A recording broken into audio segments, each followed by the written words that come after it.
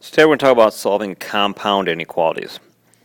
Now, compound inequalities are exactly what they sound like. They're simply inequalities that have more than one statement within them.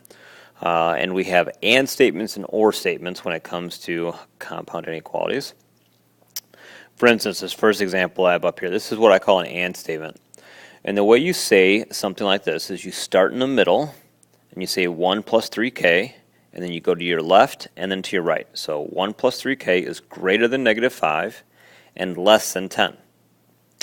And the way you solve it is just like you would solve a normal inequality. So for instance, if I took this off, what you would do is you would probably subtract 1 and then divide by 3k. And if I were to take this off, you would do the same thing. You subtract 1 and divide by 3.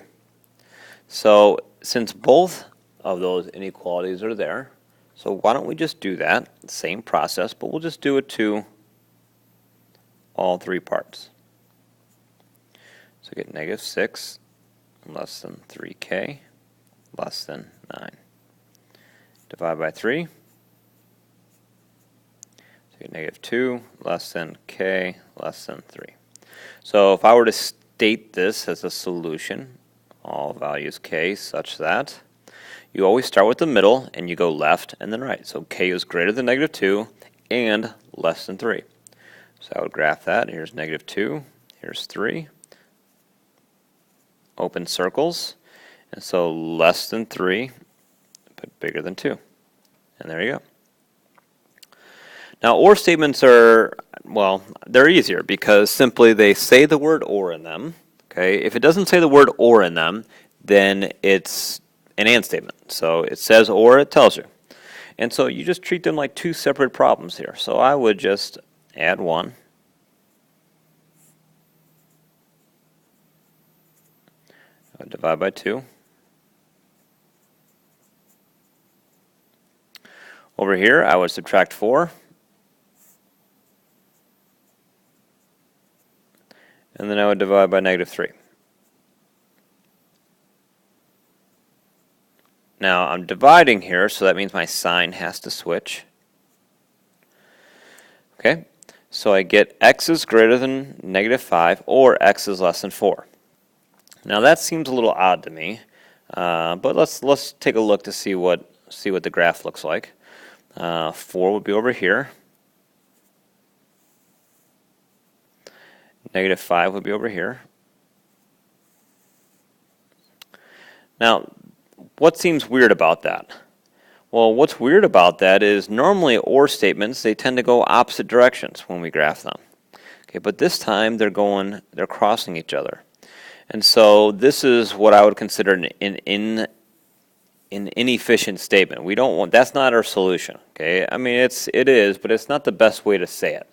Okay, so what numbers are going to be greater than or equal to or greater than negative 4 or less, or greater than negative 5, sorry, or less than 4?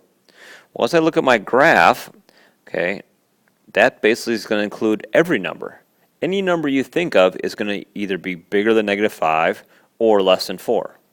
So my actual graph for this would be this, just shading everything. And my solution would be all real numbers.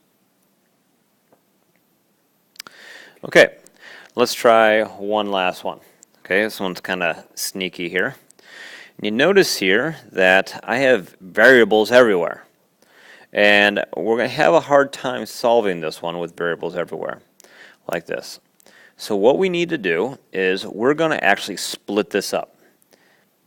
So I'm going to write this as 3a minus 5 less than or equal to a plus 1. Now remember, anything that's written like this is an and statement, so it's okay to just write the word and.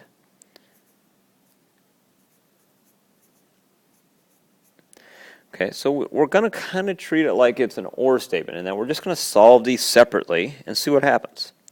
So let's see, if I move my variable over, I get 2a minus 5 is less than or equal to 1. Let's add 5. 2a less than or equal to 6. Divide by 2, a is less than or equal to 3. Over here, I'm going to subtract a. 2a plus 5, subtract 5, negative 4, divide by 2. Okay, so I get a is less than or equal to 3, and a is greater than negative 2. So let's see what that looks like here. So 3 less than or equal to a is going to be greater than negative 2. Okay. So that seems pretty fine right there. Okay, there's no better way to write that. So if I'm going to write my solution, I'd write all values of a such that. Now I'm going to put these back together. So I'm going to write it like this. A is greater than negative 2, that's that part, and less than or equal to 3. And there you go. There are some examples of how to solve compound inequalities.